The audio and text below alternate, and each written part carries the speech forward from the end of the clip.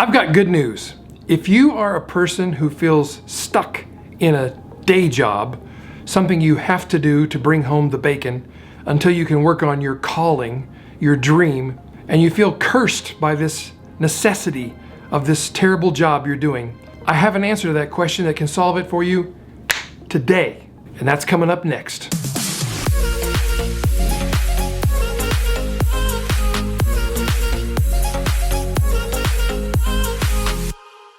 Now you might be thinking, Ray, how can you solve this problem? I'm in a day job, I don't like my job, I want to quit my job and I want to go do my dream thing, my calling, but I can't afford to do it, it feels risky, my spouse is not on board with it, but you say you can solve my problem today. Mind blown. How can you do that? You may or may not like my answer. How do you get from your day job being a curse to actually becoming your calling? Maybe not forever, but for now. How can that be? Isn't your calling a one-time thing for life? Aren't you just called to be an artist or a musician or an entrepreneur or a speaker or an author? No, we get to decide the meaning of our life. We get to decide the purpose of our life. We've been given that freedom to make the decision about what we're going to do with the gifts we've been given. We can't exercise all of our gifts all the time. This idea that there's a calling, this one central calling on your entire life, and people are waiting to find out what that calling is.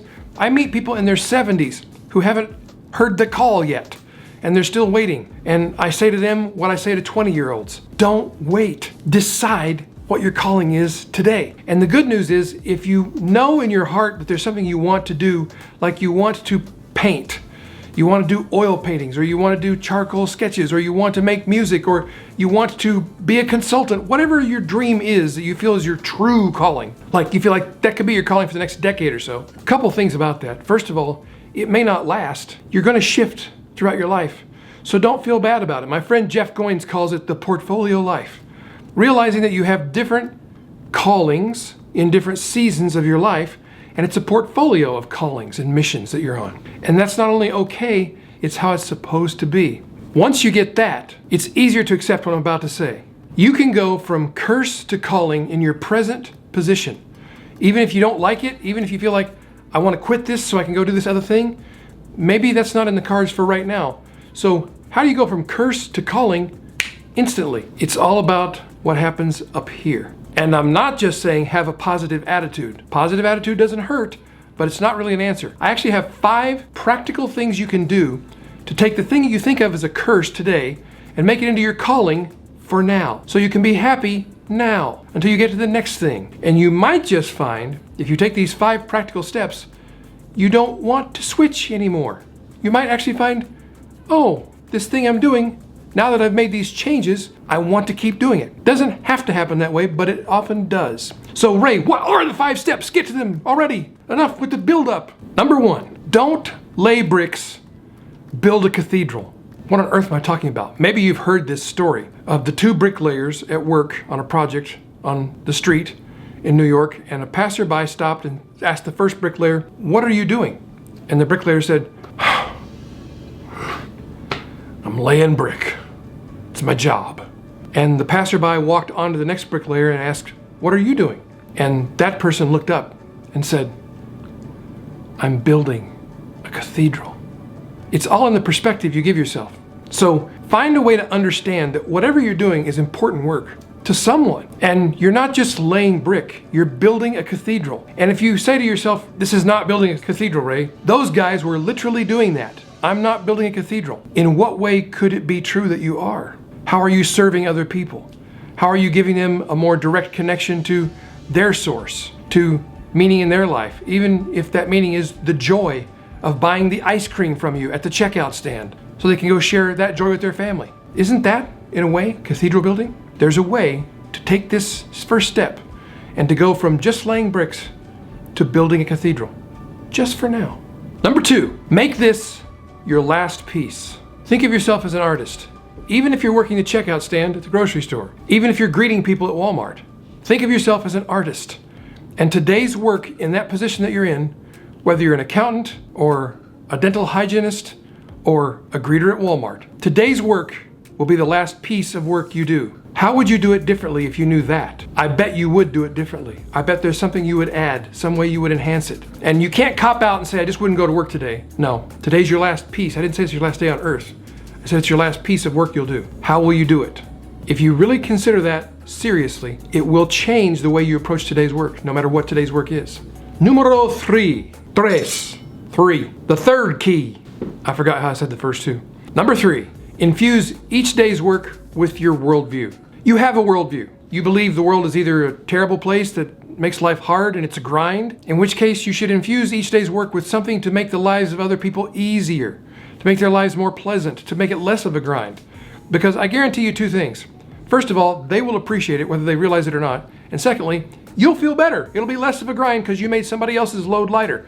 I know that doesn't seem like it makes sense, but try it and check back with me and let me know if I'm right, because I'm right. Now, if you believe the world is a pleasant place full of blessings and opportunity, then infuse your work with that today. Do your work with that in mind. And you can do this, it doesn't matter what your job is. I keep saying this over and over again. It doesn't matter what you're doing right now. You can infuse today's work, even if you're a garbage collector, with your worldview. And garbage collectors, very important. Think where we'd be without them. See?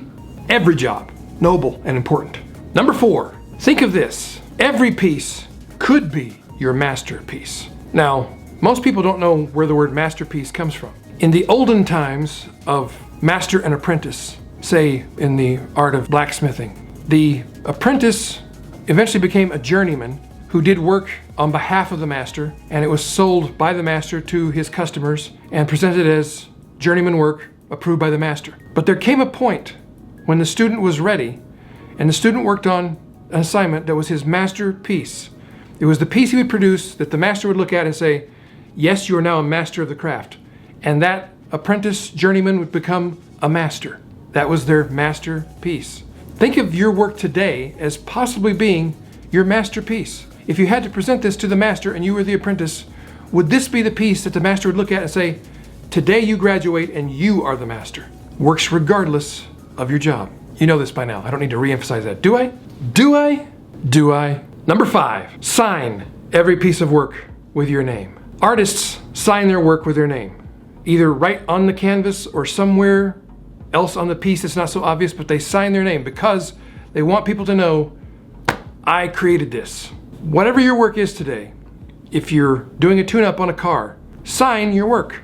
You might say, what do you mean? Are you speaking metaphorically? No, I'm speaking literally. Sign your work. Somewhere, somehow, you can unobtrusively put your name on your work. And what you're saying by doing so is, I am putting my name on it, backing it up, saying, this is the best I could possibly do for you. I sign my name proudly to my work today. Literally, sign your name to your work. Now, if you're doing something that makes that a little more difficult to do, like you're cleaning people's teeth, you probably don't want to sign their teeth. Although, wouldn't that be a trip when you got home from the dentist? If you had somebody's signature on your teeth?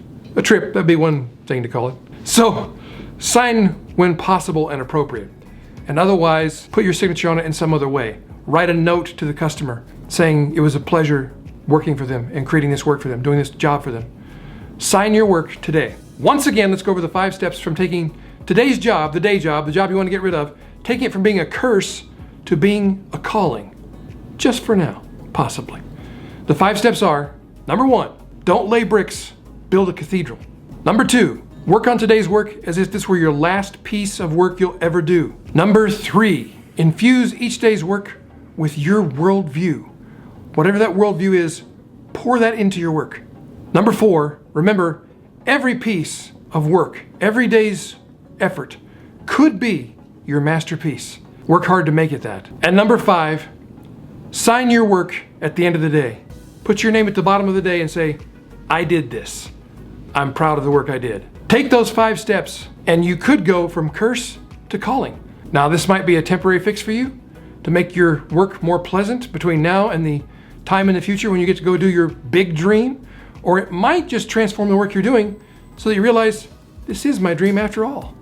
I'm having a wonderful time. I'm going to keep doing this for now. Those last 2 words, for now, take all the pressure off of making sure you have it exactly right. So what do you think? I'd love to get your feedback.